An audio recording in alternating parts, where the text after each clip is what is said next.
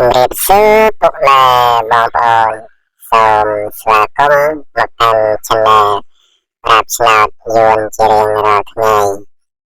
នេះដែរបងមានដំរីឆ្នោតមកចែកជូនពុកម៉ែបងប្អូនទុកគ្រាន់សងសំណាងលេងដោយ free មិនគិតថ្លៃឡើយ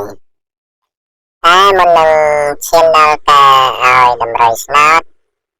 សូមទៅពុកម៉ែបងប្អូនជួយចុច like វីដេអូ subscribe ដាក់រូបកណ្ដឹង comment ខាងក្រោមវីដេអូមួយផងដើម្បីទទួលបានវីដេអូប្រាប់ដំរីឆ្នោតជារៀងរាល់ថ្ងៃចឹងហើយកុំឲ្យរងចាំយូរចាំស្ដាប់ទាំងអស់គ្នាអាវងឆ្នោតចេញអីអាវងឆ្នោតចេញអី